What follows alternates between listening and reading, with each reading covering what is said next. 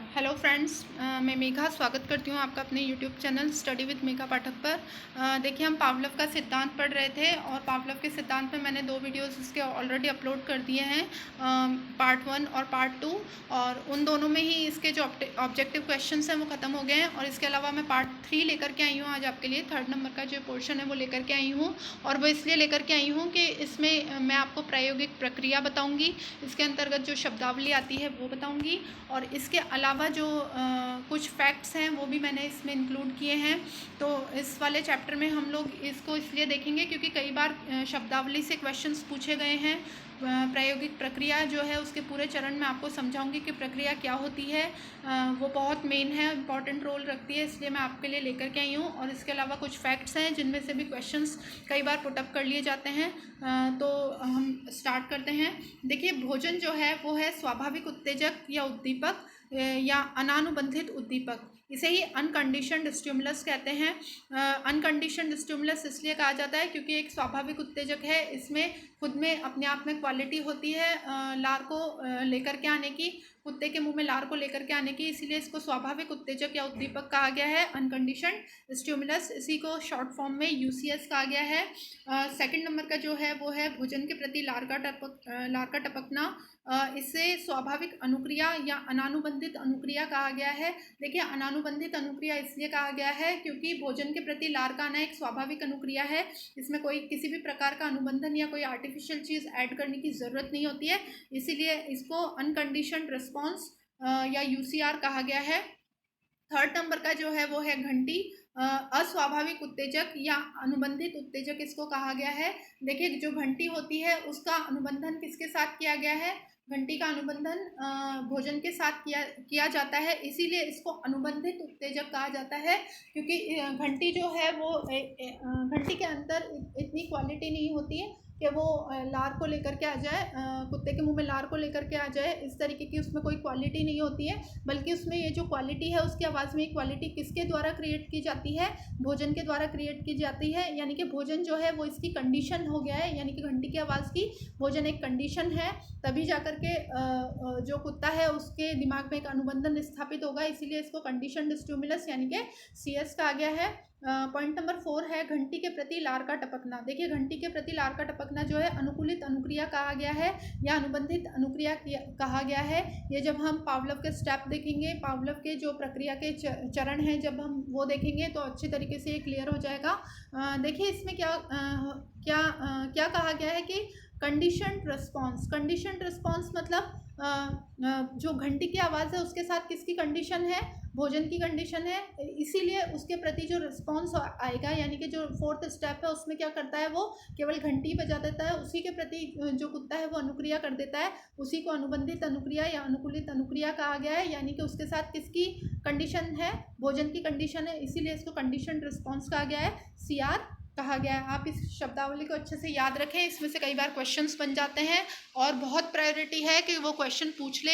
Short form से भी पूछ सकता है और इसको आपको ये भी कह करके दे सकता है कि अनुकूलित अनुक्रिया निम्न में से किसके प्रति हुई है।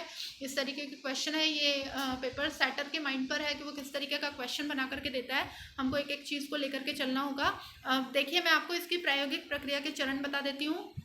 इसमें सबसे पहले क्या होता है, जो पावलोव होता है वो स्वाभाविक उत्तेजक यानी कि भोजन को लेकर के आता है, और फिर कुत्ता आता है, उसके प्रति क्या करता है, वो स्वाभाविक अनुक्रिया कर देता है, यानी कि यूसीआर कर देता है। स्वाभाविक उत्तेजक भोजन को देखते ही कुत्ते का लार टपकाना एक स्वाभाविक अनुक्रिया है। तो जो पहला स्टेप है उसके अंतर्गत तो क्या होता है, यूसीएस का जो कन्वर्ट होती है वो यूसीआर में कन्वर्ट हो जाती है। फिर वो सेकंड स्टेप लेता है, उसमें अस्वाभाविक उत्तेजक यानी कि घंटी होती है, घंटी के साथ ही वो क्या करता है, स्वाभाविक उत्तेजक यानी कि भोजन को प्रस्तुत करता है, और फिर कुत्ता आता है और स्वाभाविक अनुक्रिया कर देता है। स्वाभाविक अनुक्रिया किस लिए कर रहा है वो, क्योंकि जो स्वाभाविक अनुक्रिया इसलिए कर रहा है कि उसको इस वक्त तक जो है घंटी की आवाज़ से कोई मतलब नहीं है, उसको क्या है, केवल वो भोजन उसके माइंड में है और उस भोजन को देखते ही वो लार को टपका देता है।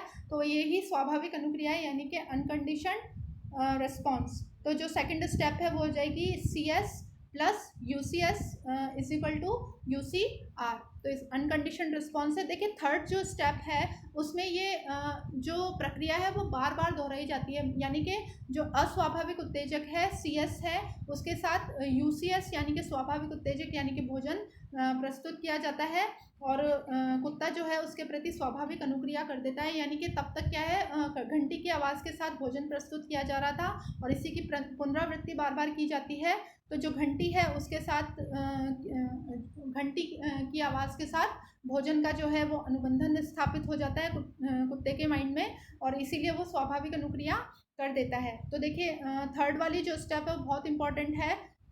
इसमें इसी में हम ये समझते हैं कि किस तरीके से अनुबंधन स्थापित हुआ है। और जो फोर्थ स्टेप है उसमें जो पावलव है वो क्या करता है, केवल स्वाभाविक उत्तेजक यानी कि घंटी की आवाज़ केवल घंटी की आवाज़ प्रस्तुत करता है, कोई भोजन प्रस्तुत नहीं करता है, लेकिन फिर भी कुत्ता जो है वो लार को टपका देता है। तो इसे अनुकूलित अनुक्रिया कहा गया है, यानी कि अस्वाभाविक उत्तेजक के प्रति स्वाभाविक उत्तेजक के समान होने वाली प्रक्रिया को ही अनुकूलित अनुक्रिया कहते हैं। तो फोर्थ स्टेप तक ये जो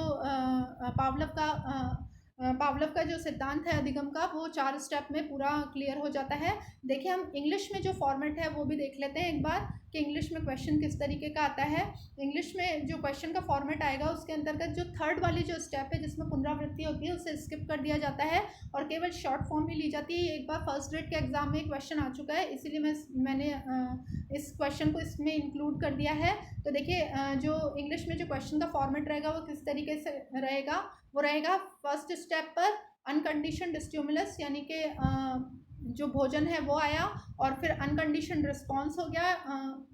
सेकेंड स्टेप में conditioned stimulus plus unconditioned stimulus हुआ और उसके प्रति अनकंडीशनड रिस्पॉन्स हो गया।